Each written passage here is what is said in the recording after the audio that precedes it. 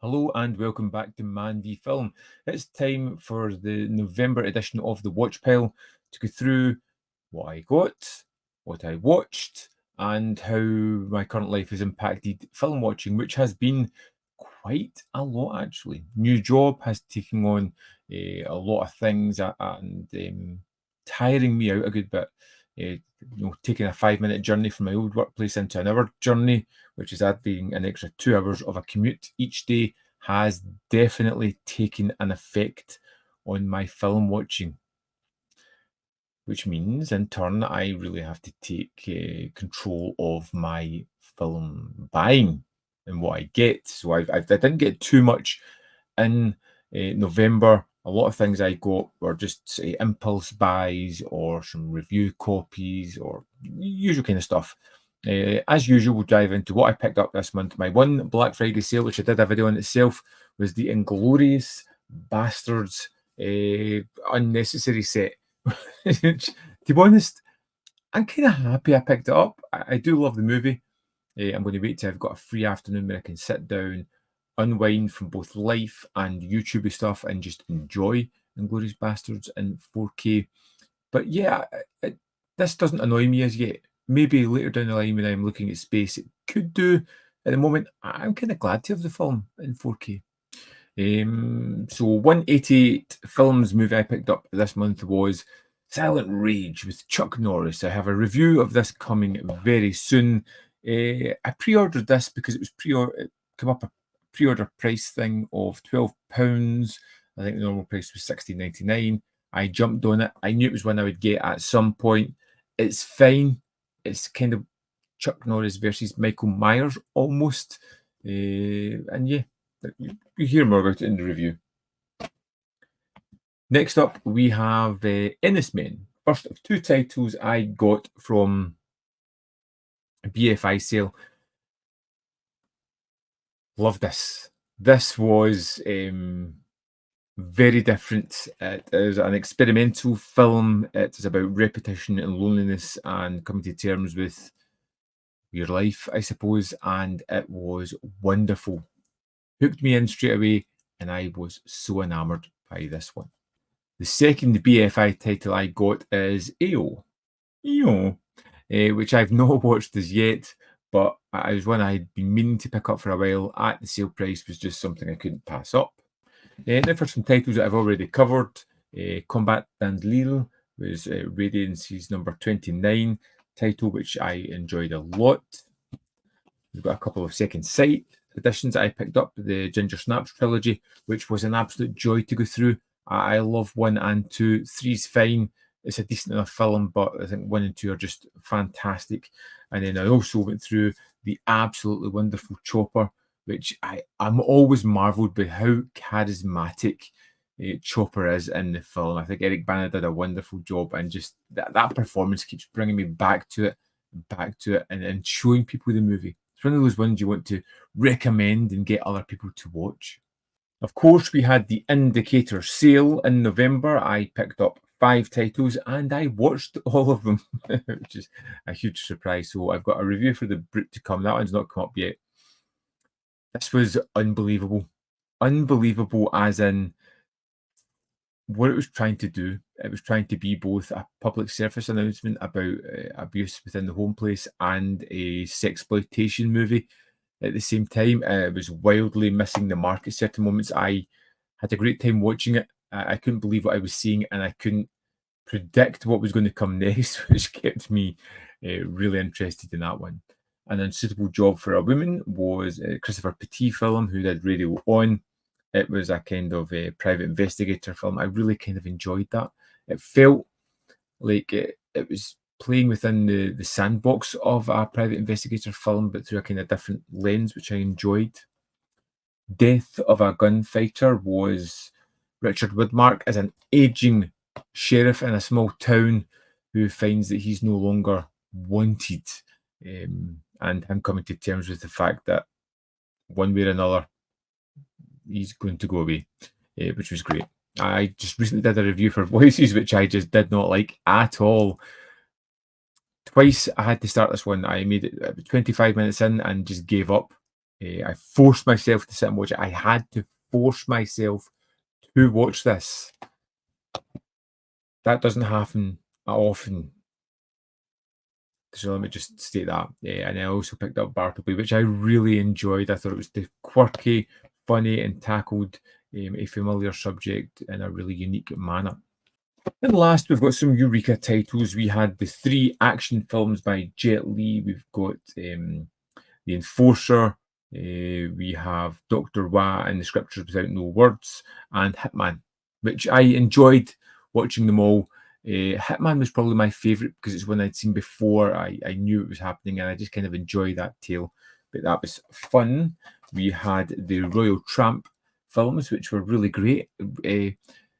Really well connected as well between the 2 films, and I loved the second one, I think, more than the first, looking back at it. And a couple of new release of titles that came out. A couple of new Eureka titles that came out. First up was Casino Raiders, which a review dropped for that one. Kind of heroic bloodshed mixed with gambling movies, the kind of first of its kind, I think. There's some good extras on this disc as well, and it was a really fun film. Alan Tam and Andy Lau starring that one. And The Fall of Akko Castle, which I just watched today.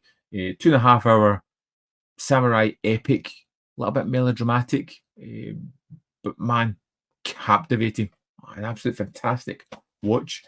So that's what I picked up in November. Now, I count all the films as separately. There's a bunch of movie packs in here, so I picked up 20 movies the entire month over a few releases. Not that many, really, considering what I normally get. Let's dive into Letterboxd and see what I thought about some of these films. So King and Country was one that I got last month. That was a wonderful tale of a soldier just kind of railroaded who was suffering PTSD. If you haven't seen it, it's an absolute joy. Inn of the Damned was from Umbrella. This was misjudged, is the best way to put it. It's overlong, the tale isn't refined as it should be, and it's not as exciting as it thinks it is in some moments. The Orphanage, I did a review on that. That's a wonderful ghost story. Plays within the normal tropes that you would expect, but I feel elevates it by the end. Bug's one of those movies that I just cannot rate. The film doesn't leave me with a good feeling at the end of it. I feel as if I've gone through something rather than just watch the movie. It works tremendously well in that facet. The performances are terrific, but man, what a film. It's not something you're going to sit down to cheer yourself up with on a Sunday afternoon. Ginger Snaps, which was terrific going back to. Royal Tramp, which I enjoyed. Chopper, which is just fantastic. It's one of those ones that I don't watch often, but whenever I watch it, I am engaged and loving everything that I see. Royal Tramp 2, 3.5, same as the first one, which is good, decent. Ginger Snaps 2, which I also ranked as 4.5, same as the first one. I thought it was a really great take. It's a sequel that lives up to the first one, has a really strong thematic, trying something different, and I think it works. Then on to the Jet Li set, Dr. Wah and the Scripture with No Words, which was a little bit of an oddity, not my favourite of the set. 3 stars, Enforcer 3.5, or otherwise known as My Father the Hero, and Contract Killer or Hitman 4 stars. They're definitely my favourite. I also got to Orca this month, and there's a review coming for that at some point, which really surprised me.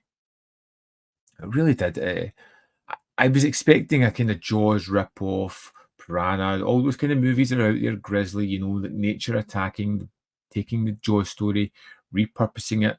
This one felt very different, and I liked that about it. Richard Harris plays a man who with some past trauma, who causes some trauma to an orca whale, killing its family. And we have the orca and Richard Harris kind of battling off the entire movie against each other. It was so unexpected and became better the more I watched it. Yeah. Bartleby, which we spoke about in the Indicator. I kind of loved that one. Soix, which I watched. I'm probably going to do a review for that at some point. The Hunger Games, The Ballad of Songbirds and Snakes, which I was dragged to. It was fine. Enjoyed it while I was there. Never going to think about it or watch it ever again. South Park joining the Pandaverse was hilarious. I loved that one and been quoting it ever since. Voices, as I said, 1.5, particularly low for me. Insensible Job for a Woman, 3.5. Death of a Gunfighter, 3.5. Fire and Ice, which is Le Combat d'Anlil. That's the other name for it. 3 stars. It was interesting. Now, you could look at these reviews and you're like thinking 3 stars, and then you kind of look at Hunger Games and think 4 stars. I have a funny way of rating things. I don't judge against other movies that are different like this. I would much rather watch Le Combat d'Anlil than The Hunger Games again. But in the space of Hunger Game movies that I've seen, that was one of the best ones. And the Radiance range, in the kind of French films that I've seen, it's a kind of 3 star, which is a good 3 stars for me. That Un American is a short that is on the Combat d'Anlil disc. Fear is the Key. Fear is the Key. Interesting story. So I seen that on the Arrow update and it sounded fantastic. I realised there was an imprint one disc and I was like, oh, which version do I go for? Not realising that I had already got it months prior and just hadn't got around to watching it. So we're getting to that stage now, people, where I'm forgetting what the hell I'm picking up, even though it was sitting just to my left on the watch pile. Forgot. So I quickly threw it in and just loved it. Great car chases, thrilling, wonderfully twisting plot that just kept expanding. Absolute treat. There we have The Brits, which I, yes, enjoyed. A weird film. Silent Rage, which, yeah, was fine. Ennis Men, which I loved. Casino Raiders, which was solid. And The Fall of Akko Castle. Oh, hang on. That's December, because I just watched that today. No, we'll talk about that next month, I suppose. But, spoiler, it's awesome. You kind of want to pick that one up. So, we're into December now. It's the 5th of December, and I've watched one movie so far, which is really out of sorts for me. I think it's going to be a busy month. I'm going to struggle to get to things, which is unfortunate because whereas I was rather light on films last month, within the first couple of days of December, I have received a lot of films. Let's see. 15 films that have come in the door so far, which I'll talk about next month. We've got there's 3 sets there, 2 with, well, 1 with 5 movies, 1 with 4 movies, 1 with 3 movies, which we'll get to pretty soon. Probably the next one that I will be talking about, which is a sneak preview, just for you guys that are here, who may want to know, is this film, which, yeah, I think should be interesting. So we'll be going into these pretty soon. Which, keep it a secret under your hat. Other than that, I've got let's see, I have the Vinegar Syndrome. The last of my yearly package will be turning up with a 10 film set, which I am dreading, in all honesty, because it just looks like crap of the crap. We know I'm going to watch it because I watch everything and I am dreading it. And then it's just a case of nothing else. There is nothing else I plan on buying this month at all. I doubt I'll get anything for Christmas. I never usually get anything for Christmas at all anyway, movie-wise. So it's just going to be trying to watch as much as I can. We're dealing with family, dealing with Christmas, dealing with work. It's going to be a heavy month. If I can watch more than I receive, I will be over the moon. So last month I left with 207 films upon my watch pile. I got 20 films in and I managed to watch 25. So I managed to take 5 off the watch pile. So down to 202. I would really be happy if I could get to the end of December and have that under 200. That would be the ideal situation. But that Vinegar Syndrome package and that 10 film set is going to really hammer my pile. So see how we get when we get to January, or when I get to the end of December wrap up. So if you've seen any of these movies, if you picked up anything interesting, let me know in the comment box below your thoughts on what you picked up, your thoughts on the films that I picked up, thoughts on my reviews. Did they seem harsh?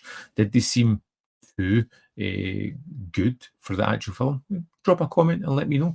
As always, there is more content up here. You can see more of my stuff if you're interested. I hope you are. I hope I've got you interested in keeping you engaged within the channel. In the description box below are links to the Patreon membership program, manvfilm.com, always, in which you can support me. Thanks for watching, and I'll see you next time.